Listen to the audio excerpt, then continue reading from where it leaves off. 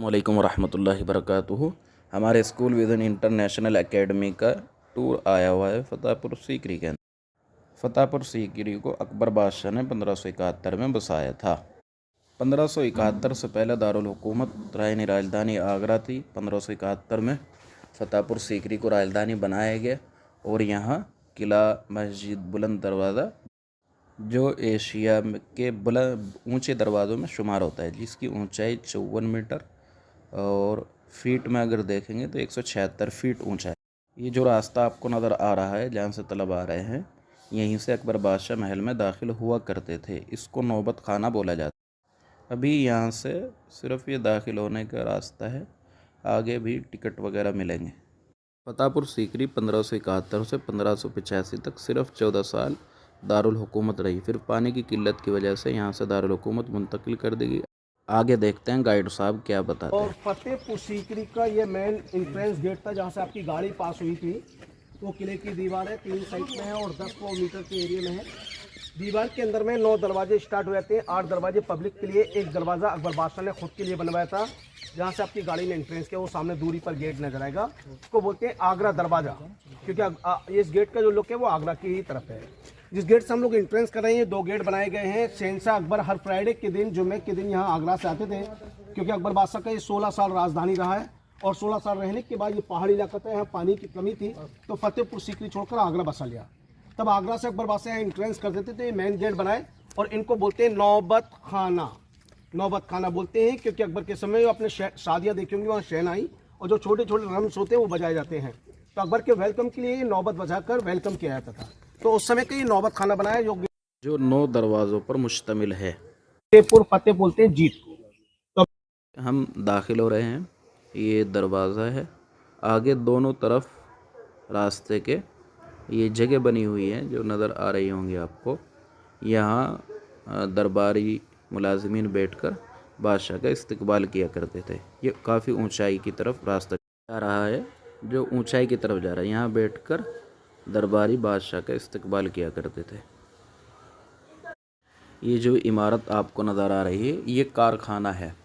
यहाँ पर मुख्तलिफ़ सामान तैयार किए जाते थे। ये काफ़ी बड़ी इमारत है जिसमें हुकूमत की निगरानी में सामान तैयार कराया जाता था।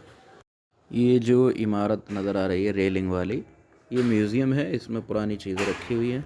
जो पीछे कारखाना दिखाया था बड़ी सी इमारत, उसी का ये दरवाज़ा है, म्यूज़ियम का दरवाज़ा है। यहाँ लिखा हुआ भी है संग्रहालय फतेहपुर सीकरी के अंदर। काफ़ी खूबसूरत बना हुआ है माशाअल्लाह बाहर से। ये दाईं तरफ जो नज़र आ रही है ये अमानती घर है, यहाँ लोगों की अमानतें रखी जाती थी। अब हम दाखिल हो चुके हैं। ये जो खूबसूरत सा पार्क नज़र आ रहा है ये असल में दीवान आम है। यहाँ बादशाह आम लोगों में बैठकर फ़ैसला सुनाया करते थे। अंदर आगे जाएंगे तो वहाँ दीवान ख़ास है, वहाँ ख़ास लोगों में फ़ैसला हुआ करता था। अब हम गाइड साहब से सुनते हैं कि वो इस जगह के बारे में क्या बताते हैं। आम जानी जनता के सामने फैसला करने के लिए आम जनता इस कॉरिडोर में बैठती थी। सामने आपको जो जाली वाली बिल्डिंग नजर आएगी, वहां बीच में अकबर बादशाह बैठते थे। वो अकबर का सिंहासन है। सामने आप लोग देखेंगे जाली वाली बिल्डिंग है, अकबर का सिंहासन, और दोनों साइड से अकबर बादशाह के 9 रतन, 9 मिनिस्टर। तो यहाँ अकबर बादशाह का एक हाथी था, एलिफेंट। ये सामने आपको ये रिंग नजर आएगी, स्टोन जो लगा हुआ है, यहाँ बांधा जाता था। हाथी का नाम था हरन। जैसे जज फैसला करता वैसे वो हाथी फैसला किया जाता था, क्योंकि उनको ट्रेन किया था। और वो हाथी महारानी जोधाबाई को दहेज में मिला था। अकबर ने ट्रेन करने के बाद नाम रखा हरन। जैसे जज फैसला कर, मुजरिम की आंखों से पट्टी बांध देती थी और हाथी की आंखों से यहाँ सामने पटकते थे। सुनकर बताता हाथी झूठ बोल रहा है, सच। मुजरिम झूठ बोलने पर उसके सीने पर पैर रखकर हाथी मार देता और सच बोलने पर उसको सुनकर छोड़ता। हाथी का जब मौत हुआ तो उसको यहाँ समाधि बनवाया, नाम रखा हरन मीनार। तो अभी आप लोग जो देख रहे हैं ये बिल्डिंग्स का नाम है दीवान आम। अब हम लोग अंदर एंट्रेंस करेंगे। अंदर से ही आपका बहुत ही खूबसूरत बिल्डिंग बनी हुई है, वहाँ आप लोग फोटोग्राफी करेंगे। ये दीवान आम का भी यानी अंदर फ्लावर पेंटिंग वगैरह वहाँ से करेंगे आप लोग। चलेंगे सर। माशाल्लाह काफ़ी खूबसूरत नज़ारा है। ये हमारे तलबा दीवान आम से अब दीवान ख़ास की तरफ आ रहे हैं। ये पूरी इमारत दीवान आम की। अब हम दीवान ख़ास की तरफ एंटर करेंगे। सामने जो इमारत नज़र आ रही है वो दीवान ख़ास है। ये दीवान ख़ास एक चबूतरे के ऊपर बना हुआ है। इसमें अकबर बादशाह ख़ास लोगों में मंत्री वगैरह के सामने फ़ैसला फरमाया करता। और अगर आप इधर उधर होंगे तो भैया कुछ लोग समझ पाएंगे, कुछ नहीं समझ पाएंगे, ठीक है। फोटोग्राफी के लिए भी आपको टाइम दिया गया, हर जगह फोटोग्राफी करिए, फोटो अलाउड है। और दूसरा नंबर ये है कि ये एंगल जो लगे हुए इन पर आप जूझा नहीं भैया, है ना, अलाउड नहीं है, ठीक है। इस बात का ख्याल रखना, अगर किसी के जेब में भैया धूम्रपान वगैरह हो, बड़े लोगों में, बच्चे तो खैर नहीं करेंगे, तो यहाँ यूजेबल मत करना, क्योंकि पहली बात तो यहाँ अलाउड ही नहीं है, कुछ नहीं करेंगे। हाँ, कोई भी खाने का चीज़ अलाउड नहीं है, टॉफी तक अलाउड नहीं है, ध्यान रखना आप। कुछ नहीं खाना पीना बेटा यहाँ पे, है ना, रैपर्स नहीं फेंकना है। आम जनता के सामने फैसला करने की जगह आम कोड है, और ये कोड आप देख रहे हैं, इसको बोलते हैं दीवाने खास। खास मतलब सीक्रेट कोड है अकबर के बैठने के लिए। ये पिलर आपको नजर आएगा, इस तरीके से पिलर्स है, और ये टॉप पर राउंड दे दिया गया, ऊपर में ये राउंड बना हुआ है। अकबर बादशाह का सिंहासन है, राजगद्दी, यहाँ इसके बीच में अकबर बादशाह बैठते थे। इसके 4 साइड से अकबर बादशाह के 9 रतन, रतन मींस मिनिस्टर, 9 मिनिस्टर। अकबर बादशाह अपने मिनिस्टरों के साथ बैठकर यहाँ खास मीटिंग बिठाते थे, और मीटिंग में अकबर बादशाह ने एक धर्म चलाया था, धर्म को नाम दे दिया था दीन इलाही। ये दीन इलाही का डिजाइन बनाया है, ये टेंपल है, इस तरीके देखकर ये छोटे छोटे चक्र, चर्च क्रिश्चियन डिजाइन, और यहाँ नीचे लोटस ये फ्लावर देने के बाद यहाँ सामने देखेंगे मुस्लिम डिजाइन। ये मुगल है, पारसी डिजाइन है। इस ग्राउंड को बोलते हैं दीवाने खास। ये टॉप पर जाने के लिए वो सामने गेट नजर आएगा, ये गेट अभी ASI गवर्नमेंट ने लगाया, क्योंकि उस समय चलता था हरम, हरम बोलते हैं पर्दे को। इसके टॉप पर सीढ़ी बनाई है जाने के लिए, वहां से अकबर के 9 रतन चढ़ते थे, और इसके साइड से अकबर बादशाह चढ़ते थे। तब यहाँ खास मीटिंग बिठाने के बाद मुजरिम के हक में वो दीवाने आम में फैसला सुनाया करते थे। सीक्रेट कोड है, इसको बोलते हैं दीवाने खास। अब हम लोग चलेंगे अकबर बादशाह का खजाना महल देखने के लिए। पर आप देख सकते हैं लिखा हुआ है 3 कमरों वाला ये भवन, जो गलती से बांक मिचौली कहा जाता है, वास्तव में सोने चांदी के सिक्कों का राज की महल था। लेकिन एक्चुअली में क्या, ये फतेहपुर सीकरी, इसको नाम इसलिए पड़ा, पहले पुराना गांव था, सीकरी इसका नाम था। मुगल बादशाह से पहले एक राजा रहते थे, राणा सांगा उनका नाम था, और मुगलों में सबसे पहले बाबर आए। बाबर और राणा सांगा के बीच 1527 में जंग हुई, खानवा युद्ध इसे कहते हैं। उस युद्ध के बाद बाबर ने नाम दे दिया फतेहपुर सीकरी। ये सीकरी जो गाँव आपको नजर आएगा, लास्ट में हम लोग न्यू विलेज दिखाएंगे फतेहपुर। एक्चुअली बाबर ने नहीं बनवाया, बिल्डिंग जो है अकबर बादशाह ने बनवाया। बाबर के बेटे हुमायूं यहाँ नहीं आए, और हुमायूं के बेटे अकबर बादशाह ने अपने औलाद की खुशी में सारी इमारतें बनवाई थी। इमारत बनने में यहाँ अकबर बादशाह सन 1569 में आए थे, 1570 में स्टार्ट किया, और 1582 में फतेहपुर सीकरी बनकर कंप्लीट हुआ। 12 साल इस इमारत को बनने में लगे थे। 16 साल अकबर बादशाह की राजधानी रही, पहाड़ी इलाका था, पानी की कमी थी। फतेहपुर सीकरी छोड़कर अकबर बादशाह आगरा रेड फोर्ट बसा लेते हैं। तो सामने आपको एक पानी का तालाब नजर आएगा, ये पानी की बावड़ी है भाई। बारिश के जो पानी है, रेन वाटर, सारा यहाँ स्टोर होता था। उस समय पानी जो था, पानी की शॉर्टेज थी, तो इस पानी को लोग नहाने के लिए इस्तेमाल करते थे। वो काले काले डॉम में उसको बोलते हैं साई हम्माम, हम्माम यानी नहाने की जगह। और ये सामने खेत जो नजर आएंगे, यहाँ अकबर बादशाह ने 3 साइड से किले की दीवार बनवाई, 4थी साइड पे पानी का लेक बनवा दिया, इसको नाम रखा था मोती झील। अब हम लोग खजाना महल देखेंगे अंदर से भाई। ये खजाना महल है, इसमें बादशाह अपनी रानियों के साथ लुका छिपी खेला करते थे। अगर एक दूसरे को पकड़ लेते थे तो फिर उनको खजाना मिला कर दिए। जो ताक से नज़र आ रहे हैं, इसमें नीचे स्टोर है खजाना। 3 रूम वाला इसको बोलते हैं खजाना महल। एक्चुअली में फर्स्ट नेम खजाना महल, सेकंड नेम आँख मिचौली। आँख मिचौली होती है ना, लुका छुपी खेलते थे, पहले यही गेम चलते थे। तो आँख मिचौली अकबर की 3 रानियां थी, 3 बेगम, और वो बेगम अपनी कनीजों के साथ लुका छुपी खेलती थी। कनीज समझते हो, दासी। तो इस तरीके से गेट बनाए गए हैं, कॉरिडोर है, गेट है, इसमें 15-16 गेट है। किसी भी गेट में से तोड़कर कहीं भी निकल सकते हैं। जब वो रानी को कनीज टच कर लेती थी या उनको छूने की थी, तो वो खजाना देती थी। खजाना करने के लिए समूह बनाए, कहते हैं। ये इस तरीके से हर उसके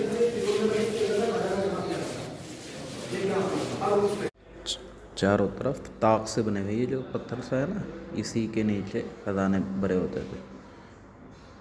ये आप देख सकते हैं, ये अंदर से भी हम आपको दिखाएंगे। ये देखिए, ये पहले खजाने से भरे होते थे। ये जो नज़र आ रहा है, ये पंचमहल है, और ये इसके चारों तरफ का इलाका है, बहुत खूबसूरत है माशाल्लाह। ये पंचमहल है। पंचमहल में कुल 176 सतून हैं। पहली मंजिल पर 76 हैं, दूसरी पर 56, फिर 20, 12 और 4। ये रानियों के बैठने के लिए बनाया गया था, ताकि मुख्तलिफ़ मौसम में रानियाँ बैठकर ठंडी हवा से लुत्फ़अंदोज़ हो सके। इसी की जानिब में पंचमहल के बराबर में यह मदरसे की इमारत है जहाँ गरीब बच्चे मुफ्त तालीम हासिल किया करते थे। ये पंचमहल के नीचे का हिस्सा है पहली मंजिल में, यानी अंदर से ऐसा नज़र आता है। इसके पीछे एक छोटा सा पार्क है और उसके पीछे एक कतबा लगा हुआ है जिस पर सारी तफसील ये लगा हुआ है। इस पर तफसील आप पढ़ सकते हैं, इस पर आपको तमाम तफसील मिल जाएंगी। पीछे से खूबसूरत पार्क है, आप इसको रोक कर पढ़ सकते हैं। हिंदी में भी है और इंग्लिश में भी है। जैसा कि मैंने बताया था, ये रानियों के लिए हवा खाने के लिए बनाया गया था ताकि वो ऊपर मौसम से लुत्फ़अंदोज़ हो सके और यहाँ बैठकर मौसम का मज़ा ले सके।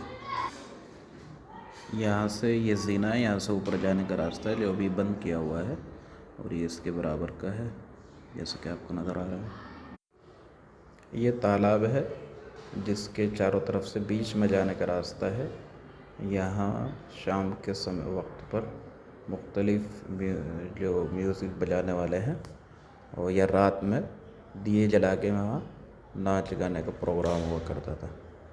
म्यूज़िक बजाया जाता था जिसको बादशाह सुनकर लुत्फ़अंदोज़ होते थे। सामने वो बादशाह के बेडरूम नज़र आ रहा है आपको, और इधर ये जो बच्चे खड़े हुए हैं इनके पीछे ये रानी का छोटा सा महल है। पीछे जो बेडरूम नज़र आ रहा है वहाँ से बादशाह बैठकर जो प्रोग्राम होता था उसको देखा करते थे, और यहाँ बीच में प्रोग्राम हुआ करता था दिन के अंदर भी और रात के अंदर भी दिए जलाकर यहाँ प्रोग्राम किया जाता था म्यूज़िक वगैरह का। बादशाह की मुख्तलिफ मज़ाहिब की रानी, तो उसमें जो मुस्लिम रानी थी उसका ये महल है छोटा सा। मुख्तलिफ आगे जोधा अकबर का भी महल मिलेगा आपको, जोधाबाई का, लेकिन सब जोधाबाई का महल काफ़ी बड़ा है लेकिन कीमत सब में बराबर लगाई गई है। वो ज़मीनी एतबार से बड़ा है, ये इसकी बनावट या इसमें जो लागत है वो बराबर है। अच्छा, ये आप लोग देख रहे हैं ये अकबर का ख्वाब का है बेडरूम। ये अकबर का बेड है जो आपको नजर आएगा, बिग बेड, स्टोन बेड नजर आएगा। यह अकबर के आराम करने की जगह थी। ख्वाब का मोती, सपनों का महल। इसके ऊपर में बहुत ही खूबसूरत कालीन कारपेट बिछती थी। सामने जो गेट, कृष्ण रानी का दरवाजा, यहाँ सामने कृष्ण रानी के महल का रास्ता उस साइड से आती थी, और ये सीढ़ियाँ जो नजर आएगी यहाँ से हिंदू रानी के जोधाबाई का महल का रास्ता है। इसको बोलते हैं अकबर का ख्वाबगाह। ये रूम फ्रेश करने के लिए यहाँ पर गुलाब जल वगैरह मिलाए जाते थे। यहाँ गुलाब जल होते थे, बिल्डिंग अंदर फ्रेश से पूरा बिल्डिंग फ्रेश। सामने जो पैलेस देख रहे हैं आप लोग, ये कृष्ण रानी का महल है, और कृष्ण रानी के महल का नाम रखा था सुनहरा महल। अकबर बादशाह की कृष्ण बेगम थी, उनका ये कहना था कि मेरा जो महल हो उसके अंदर में कलर और गोल्ड पेंटिंग होनी चाहिए, तो इसके अंदर में कलर और गोल्ड पेंटिंग थी, सुनहरा महल इसको नाम दिया था। और ये सामने ही आपको नजर आएगा वो बिल्डिंग जो है, आपके आपके अंदर से चलेंगे उसको जोधाबाई पैलेस बोलते हैं। जोधाबाई का महल है, जोधाबाई का सबसे बड़ा महल बनाया है, लेकिन हर रानी की चॉइस अलग थी। जोधाबाई का ये कहना था मेरे जो महल हो उसके अंदर में मंदिर भी बनाना चाहिए और जहाँ तुलसी का आंगन में पौधा भी होना चाहिए, पूजा की काम आए। जब वो जोधाबाई जब शादी कर आई थी तो अपने साथ भगवान राधा कृष्णा की मूर्ति लाई थी, इसके अंदर में मंदिर बनाया जो अभी आपको हम लोग दिखलाएंगे। और ये सामने जो बिल्डिंग आपको नजर आएगी जोधाबाई का किचन है, रसोई घर। इसके अंदर में बेच, यहाँ पर वो क्योंकि महारानी जोधाबाई बेच थी, और वो सामने दूसरा जो आपको किचन नजर आएगा वो नॉन वेज था। नॉन वेज वहाँ पर जो है गोश्त वगैरह बनाए जाते थे, यहाँ सब्जियां बनती थी। लेडीज जैसे कानों में एरन्स पहनती है, एरन्सों के डिजाइन बनाए गए हैं। और ये प्लेन जो कारपीट के निशान है जो राजस्थान में पाई जाती है, कारपीट जो गलीचा वगैरह कहते हैं उसके डिजाइन बनाए गए हैं। ये जोधाबाई का किचन है। अभी उन लोगों को आ जाने दीजिए, फिर हम लोग चलेंगे जोधाबाई पैलेस के लिए जहाँ से आप लोग अंदर से देखेंगे। तो इसलिए सबकी जो 1 रुपया ना ही तो ज्यादा है ना ही बड़ा कम है। अच्छा, ये बड़ा इसलिए है क्योंकि अब जोधाबाई शादी कर आई तो उनका कहना था मेरे महल के अंदर में मंदिर होना चाहिए, तो एक मूर्ति लाई थी वो राधा कृष्णा की सोने की थी, वो मूर्ति प्रवेश करी। आंगन में तुलसी का पौधा लगाया, समर विंटर दोनों ही बनाए गए। ये जोधाबाई पैलेस के सामने खूबसूरत पार्क है और ये जोधाबाई पैलेस के सामने का नज़ारा है। और भाईजान ये है जोधाबाई का महल, सबसे बड़ा जो महल है इसको बोलते हैं जोधाबाई पैलेस। सामने देखेंगे इस साइड में ब्लूप्रिंट वाला जो बिल्डिंग नजर आएगा इसको समर हाउस बोलते हैं, और इसके सामने ही विंटर हाउस। सर्दी और गर्मियों में रहने के लिए यहाँ सर्दी का समय बिताती थी, और उस साइड में गर्मी का समय, सॉरी उस साइड में सर्दी का, यहाँ गर्मी का। ये ब्लूप्रिंट सेम नजर आएंगे, ये कार्बन, और ये इसके पीछे जाली लगी हुई है क्योंकि इसके पीछे पानी का लेक था, मोती झील, उसके जरिए बिल्डिंग ठंडी रहती है। और ये 4 साइड से कवर्ड किया गया है क्योंकि ये गर्म रहती है। सामने देखेंगे आप लोग, जो आपको जो बिल्डिंग नजर आएगी, ये महारानी जोधाबाई का मंदिर बनाया था। महारानी जोधाबाई जब शादी कर आई तो अपने साथ राधा कृष्णा की मूर्ति लेकर आई थी, तो इसके अंदर में मूर्ति प्रवेश करी। बड़े सिंहासन है 1905 में वो लोग लेकर गए। और आंगन के अंदर में एक पौधा होता तुलसी का, इसको जल चढ़ाया करते हैं पानी। यहाँ तुलसी का पौधा लगा रहता था, तो सामने आपको नजर आएगा। तो यहाँ पर ये तुलसी का पौधा लगा रहता था पूजा करने के लिए। एक्चुअली में ये जोधाबाई पैलेस है। नीचे में ये रूम्स जो बने हुए हैं उनकी कनीजों के लिए थे, 40 कनीज थी, और हर कनीज के ऊपर एक सीनियर होता था, सिक्योरिटी गार्ड्स उस समय में जेंट्स नहीं थे, यहाँ किन्नर रखे जाते थे। हाँ जी, हर सीनियर जो था किन्नर था। जैसे अगर 1 नंबर की काम पड़ा तो ऐसे ताली बजाते थे, आवाज नहीं देती थी, और 2 से पड़ा तो 2 ताली, और 3 से पड़ा 3 ताली, तो हाजिर हो जाते थे। तो उस समय का ये जोधाबाई पैलेस है, और इस पैलेस को बोलते हैं राजस्थानी हवेली। हवेली में एक ही गेट होता है, दरवाजा आने और जाने के लिए यहाँ है। सामने पिलर पर देखिए आपको घंटी नजर आएगी, घंटा दिख रहा है ना पिलर पर, टॉप पर जो बना हुआ है, जो डिजाइन है घंटा, नीचे चक्र, स्वास्थ्य, कलश, पान का पत्ता, सब ये हिंदू डिजाइन है सर। इसको बोलते हैं जोधाबाई पैलेस। जोधाबाई पैलेस से अब हम जा रहे हैं जामा मस्जिद की तरफ। जामा मस्जिद का जो जुनूबी दरवाज़ा है वही बुलंद दरवाज़ा है, और जामा मस्जिद के एक तरफ सहन में कब्रिस्तान है जिसमें शेख सलीम चिश्ती का मज़ार है वाइट मार्बल से, और उनके ख़ानदान की मुख्तलिफ़ कब्रें हैं। ये जो सीढ़ियों के पास दरवाज़ा नज़र आ रहा है, इससे हम दाखिल होंगे, और उसके बाजू में जो पीछे इसके दरवाज़ा नज़र आ रहा है वही बुलंद दरवाज़ा है, जो तकरीबन 176 फीट और यानी कि 54 मीटर ऊंचा है। और ये असल में मस्जिद ही का दरवाज़ा है। मस्जिद के ही मुख्तलिफ़ दरवाज़े हैं, उसी में से मस्जिद का ही जुनूबी दरवाज़ा बुलंद दरवाज़ा है। असल में अलग से कोई दरवाज़ा नहीं है। ये जो बोर्ड लगा हुआ है इस पर पूरे किले का नक्शा बना हुआ है। इसमें हर चीज़ दिखाई गई है कि कौन सी चीज़ किस जगह पर है और वहाँ से किस तरह आप जा सकते हैं। ये मस्जिद ही है असल में, सारी जो अब सामने नज़र आ रही है मस्जिद ही है। मस्जिद ही के सहन में शेख सलीम चिश्ती अलैहिर्रहमा का मज़ार है और उनके ख़ानदान के मुख्तलिफ़ कब्रें हैं। अब यहाँ से मस्जिद की सीढ़ियाँ शुरू हो चुकी है। सीढ़ी चढ़ने के बाद चप्पल हाथों में ले लेंगे क्योंकि मस्जिद में चप्पल नहीं ले जाते। ये मस्जिद का खूबसूरत सा दरवाज़ा है जो काफ़ी ऊंचाई पर बनी हुई है मस्जिद, और सीढ़ियों पर से मस्जिद के दरवाजे से पीछे का नज़ारा कुछ इस तरह नज़र आएगा। यहाँ पर बोर्ड भी लगा हुआ है कि बराए करम चप्पल उतार दीजिए, क्योंकि ये मस्जिद है और मस्जिद में चप्पल लेकर नहीं जा सकते। ये काफ़ी ऊंचा दरवाज़ा है जो अंदर से इस तरह नज़र आता है। ये सामने बिल्कुल मस्जिद है जिसमें अभी भी माशाल्लाह 5 वक्त नमाज होती है। ये जो नज़र आ रहा है ये बुलंद दरवाज़ा है, और ये सहन है मस्जिद का, और मस्जिद के सहन में बीच में वह है हौज़ है जिसमें वज़ू करते हैं, और ये चारों तरफ कमरे हैं। शायद ये मदरसा रहा होगा क्योंकि इनमें तलबा रहते हैं। वो जो खूबसूरत सी वाइट मंजिल नज़र आ रही है वो ये शेख सलीम चिश्ती का मज़ार है। ये फतेहपुर है, आप लोग जो देख रहे हैं, बैठ रहे हो, देखकर सुन लो आवाज़, है ना। ये फतेहपुर है, और अभी आप लोग देख कर आए वो शीकरी था, और फतेह जीत को कहा जाता है। सामने जो इमारत सफ़ेद पत्थर में नजर आएगी, ये अकबर के पीर साहब की दरगाह है। इनका नाम शेख सलीम चिश्ती रहमतुल्लाह अलैह है, और इन्हीं की दुआ से देने वाला अल्लाह ताला होता है। अकबर बादशाह अजमेर से, अजमेर राजस्थान आपने नाम सुना होगा, वहाँ एक दरगाह ख्वाजा मोइनुद्दीन चिश्ती रहमतुल्लाह अलैह की, वहाँ से शहंशाह अकबर पैदल और नंगे पैर चल कर आए थे। यहाँ हजरत उस समय में जीवित थे, इन्हीं के पास आकर रोते, बच्चे की दुआ करते। अकबर बादशाह के हक में इन्होंने दुआ किया, अल्लाह ने सुनी और उनकी मन्नत पूरी हो गई। इन्हीं की दुआ से अकबर बादशाह को एक औलाद मिली। औलाद को नाम दिया था पहला शहजादा सलीम, जो जोधाबाई से पैदा हुए थे, और दूसरा, हाँ जी, शहजादा सलीम, और उस बच्चे को दूसरा नाम दिया गया शेखू बाबा, और तीसरा नाम दिया गया था जहांगीर। उसी बच्चे की खुशी में सारा इमारत बना हुआ है। तो सामने दरगाह सलीम चिश्ती की है, और लास्ट में हम लोग ये बुलंद दरवाज़ा देखेंगे। इसलिए एशिया का सबसे ऊंचा दरवाज़ा है। इसकी हाइट 134 फुट की है, और रोड से 176 फुट है। इसकी जो सीढ़ियाँ हैं हम लोग उधर से चलेंगे, 52 सीढ़ी बनाई गई है, 52 स्टेप्स है। सामने वो शाही जमा मस्जिद बनाई गई है, शहंशाह अकबर के नमाज अदा करने की जगह।